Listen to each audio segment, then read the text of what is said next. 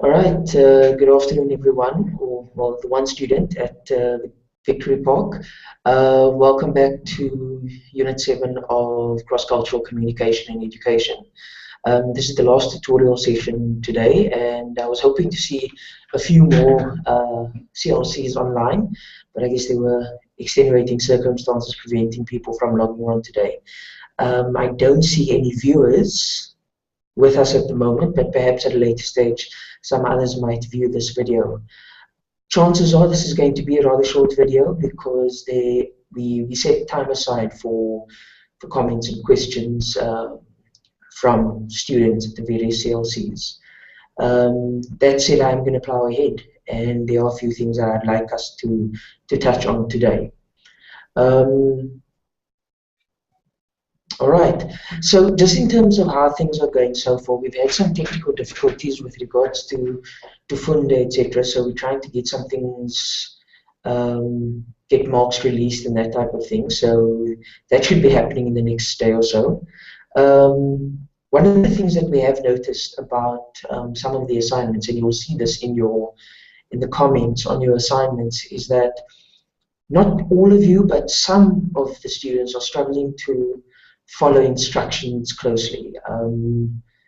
There are occasions where we wondered if the instructions weren't clear enough, but some students are following it and understand. So unfortunately, a number of students have completely missed the point in terms of what was asked of them with some of the assessments.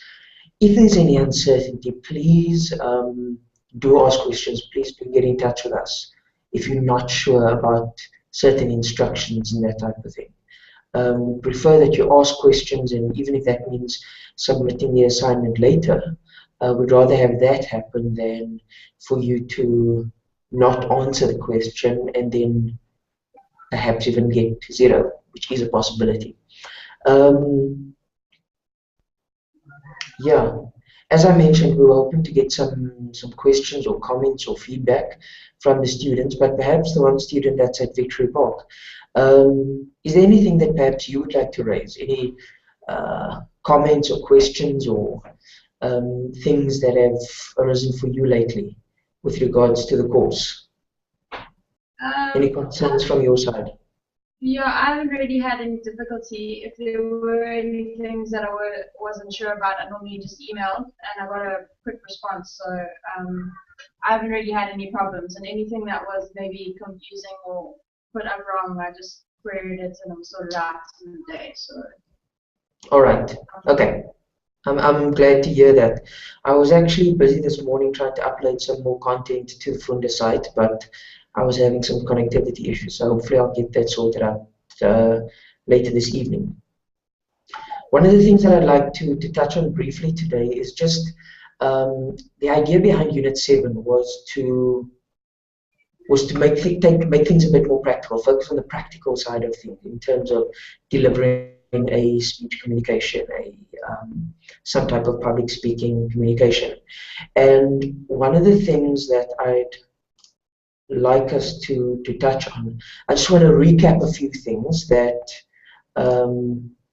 came from a previous week and then just take it from there. So with regards to selecting a topic, one of the things that we've touched on is just the importance when selecting a topic to take the speaker, the audience, the occasion, and the specific topic into account, and not simply to pick something at random, but to take things into account. So where are you, as the speaker, where are your interests? What is your story? Where are you at in that moment? In terms of the audience, what are they like, the demographics, prior knowledge, etc. As well as the occasion, the context where this communication will be taking place. And the reason that we're touching on this is that for this particular course, the final assignment involves delivering a communication interaction, a public speaking, or one of the options that has been requested is for somebody to produce a posting instead of a spoken message.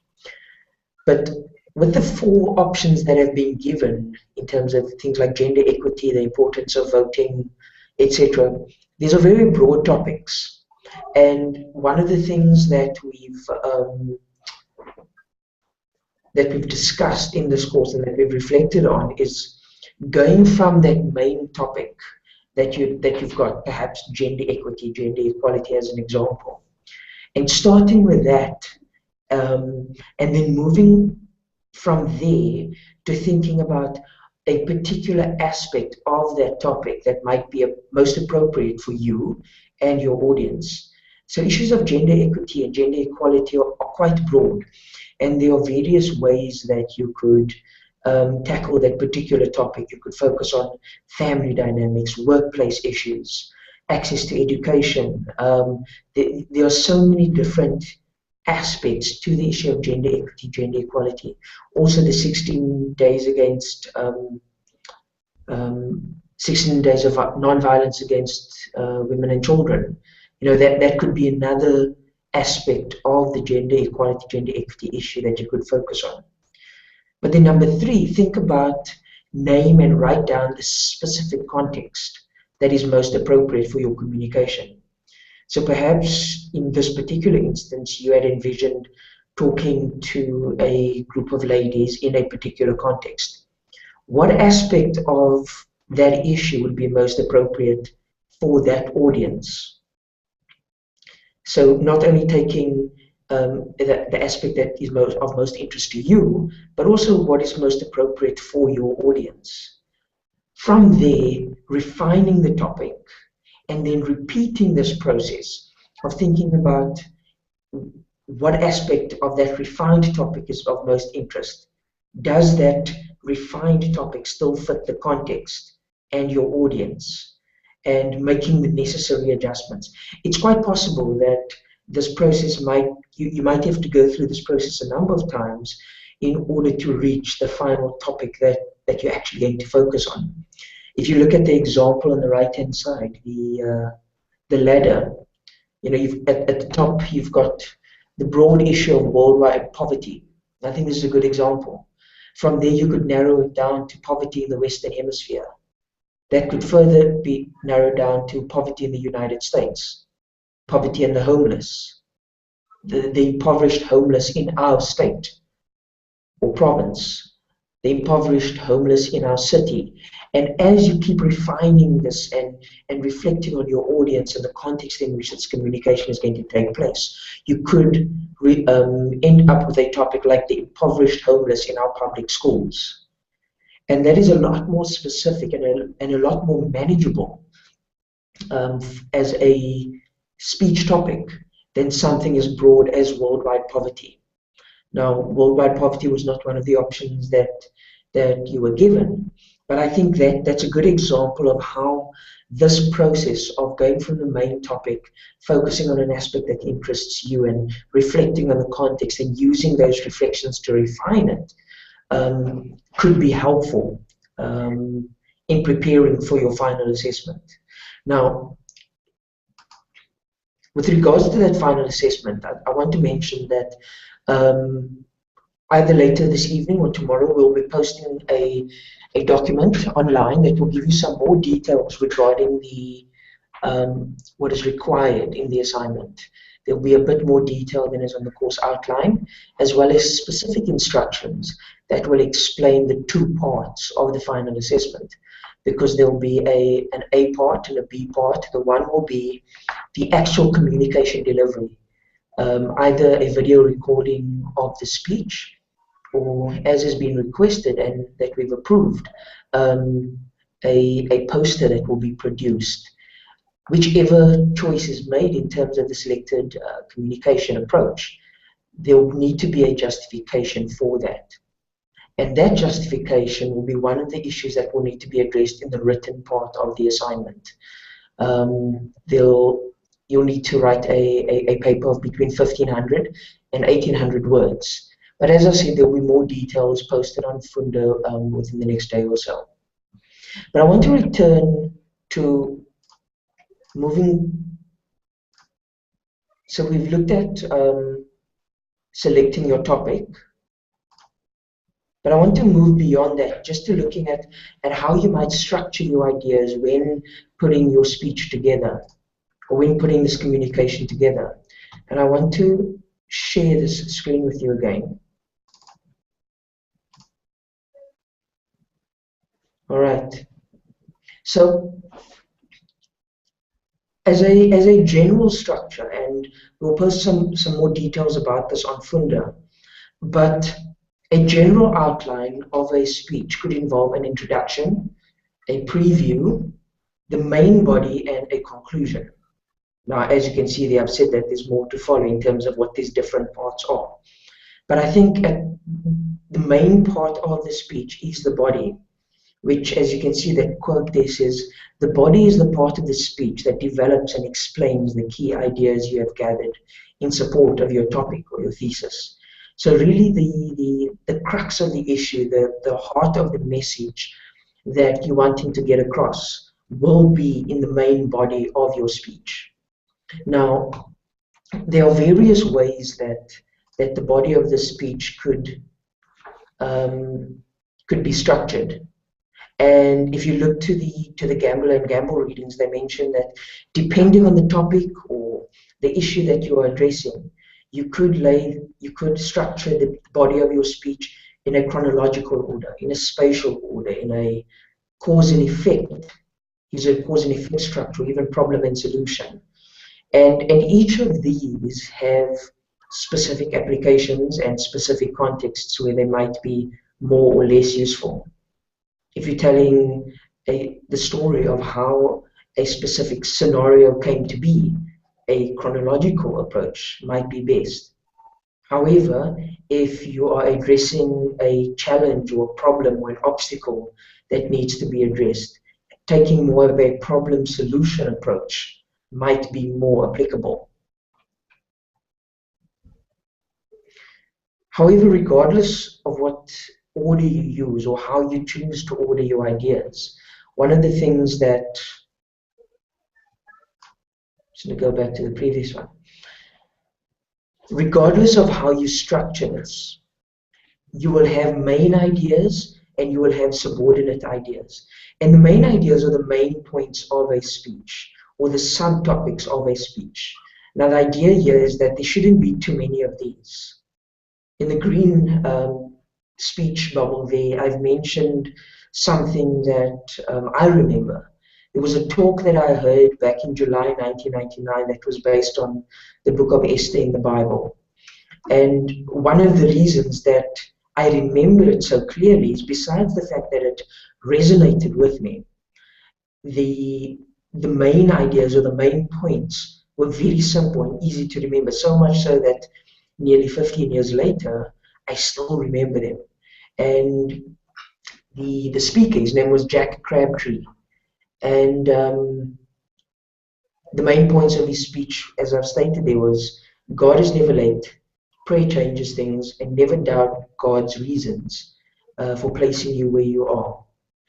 And the interesting thing about a speech, about the main ideas of a speech, is that if there are too many, all those details could actually detract from the effectiveness of your speech. I think this was a good example of a well-structured speech, a well-structured talk that resonated with me, and 15 years later, because there were only three, but strong, punchy key points, they've stayed with me. There were numerous subordinate ideas, which Gamble and Gamble explain as the ideas that amplify the main ideas or subtopics of a speech. I don't remember what they were, but I know that he used those subordinate ideas as ways to convince me of the main points of his speech. Now, the reason that I'm mentioning this, and there'll be more detail on this on Funda, but these are some of the issues that we hope you will think through in preparation for your final assignment. What are the main ideas that you want to get across? What are the key issues? What are the things that you want your audience to take away from this communication interaction? In order, well, the main points or the key points, there might only be 2 or 3 of them. The other components of the speech are are there to ensure that those key points are presented in an effective way. So, for example, we've mentioned that the main body is where the main content or ideas of your communication or message will be contained. However, you can't simply jump into the main body. You need to prepare your audience. Firstly, it's a good idea to use the introduction to grab your audience's attention, to make them want to listen to your speech. In the contact class today, we did some impromptu speeches. We gave some students time to prepare 1-minute speeches, one of the benefits of having that contact time. And a number of them used humor, they used a joke to grab our attention. And that might not be the only way, but that was the way that they chose to do so. The next part that might be necessary is to preview the main points. It might be necessary to let your audience in on what you will be discussing. So before you dive into once you've got their attention, and before you dive into the main body of the content, perhaps tell them that my 3 points are A, B, and C, and these are the issues that I'm going to be addressing. The reason that you might want to do that is that instead of the audience getting lost in the detail of the main body, you could ensure that you have their attention, because one of those points might be of particular interest to different people in the audience. Once you've gone through the main body, you get to the conclusion, which the authors have argued that could be seen as the preview in reverse. You're looking back at what you've said, summarizing the key issues and the key points. Now, to you as the speaker, this might seem repetitious. You might feel as though you're repeating yourself. But it's worth noting that the repetition is not for you as the speaker, the one who's done all the preparation, but it's for your audience. It's to ensure that they get the message, that they understand what your message has been about. And it's with that in mind that I want to go back to some of the points that were made in the very first unit. You know, we've come to the end of this course now. We're busy wrapping things up. And I briefly want us to go back to some of the key points that we've touched on in the first unit. Right at the beginning, when asking the question, what is communication? We said that according to Adler, it's an exchange of meaning. It's my attempt to let you know what I mean. It includes any behavior that another human being perceives and interprets. It's your understanding of what I mean. So with that in mind, an exchange of meaning, an attempt to let you know what I mean. What is it? What is the meaning that you want to convey to your potential audience? What is the message that you want to get across to them? Additionally, I want to come back to these so-called 5 axioms of communication that we touched on, that I know I've used on numerous occasions in this course. The idea that you cannot not communicate. Body language, hesitation, fiddling, whether intentional or not, all of these behavior, these mannerisms, these things, these actions, they communicate something. The fact that all communication interaction not only has content, but it has a relationship dimension. That every interaction is defined by how it is punctuated. That messages consist of both verbal symbols and non-verbal cues, as well as that interactions are either symmetrical or complementary. These are some issues that we have looked at throughout this course, and I think for me personally, and I think Richard might have as well, to some extent we've emphasized number 2, because this is a course on cross-cultural communication. We've emphasized the cross-cultural relationship dimension of these communication interactions. and we've encouraged you to reflect on those interactions. So that said, we've basically come to the end of the main content of this course. We've had a lot to say about communication, about culture. There've been assessments, there've been questions. Perhaps all the questions have not yet been answered, and there's still some time to engage with the content that is on Funda, and some more will be uploaded soon. As I said, we had some technical difficulties earlier. But I hope that this has been a useful course. And one of the things that we're hoping to hear from you, and I'm going to give the student at Victory Park an opportunity now, but I'm hoping that in the discussion forums on Funda, etc., that you will mention what the impact of this course has been. Some of you have mentioned it already. You've told us how these principles, these ideas, these theories have impacted the way that you engage with other people. And we're really interested in hearing those stories. We really do want to hear what the impact of this course has been, if any. And we hope that there has been a positive impact for you. To the one student that we have here today at Victory Park, is there anything that you perhaps want to share with us? Something that has stood out for you, something that you are perhaps taking away from this course? If anything, perhaps there isn't anything that you want to share, but I want to give you the opportunity to share anything that you might want to.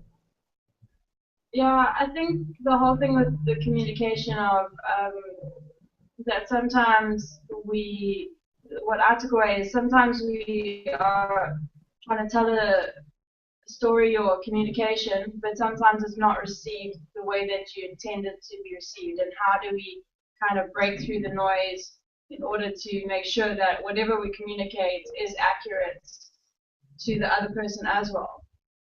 So, like, I think that's the biggest thing, and also like just on different like cultural, differences. Certain things to other people are offensive, and some are like not. So it's finding out like that no one else, like not everyone thinks the same as you basically. So you have to like remember that when you're facing situations of frustration where you're like, well, maybe the person actually doesn't think the same way. Like maybe their logic isn't my logic. Thank you for that. Yeah, no, I agree with you. I like what you said about breaking through the noise, and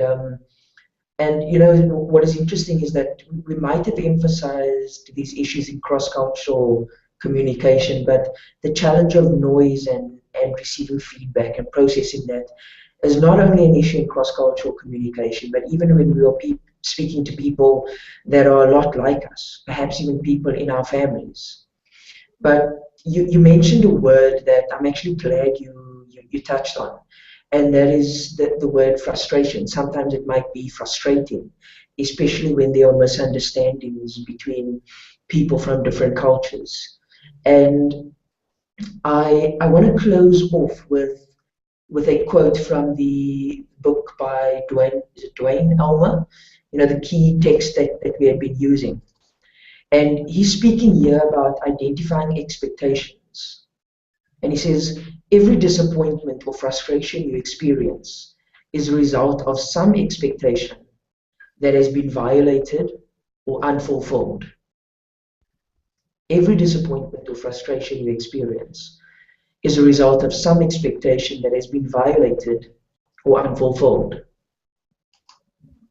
And I think with that in mind, I want to emphasize the fact that when we speak to people, whether within the same culture as us or from a different cultural background, there are going to be unmet expectations, meanings that are not conveyed or understood accurately, words that get lost in translation, or perhaps words that get used, or slang terms that get used differently in different neighborhoods, etc. Different ways that the communication process could be disrupted. And these will result in disappointment or frustration.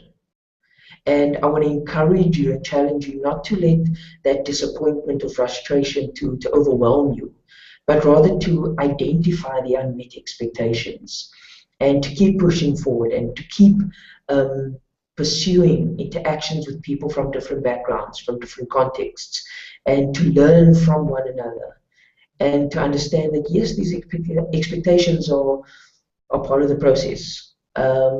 As our colleague in Victory Park has just indicated, these processes can be frustrating. But I hope that some of the principles, some of the ideas that we've shared with you in the class, in these tutorials and online this semester, will be of use with you in the future.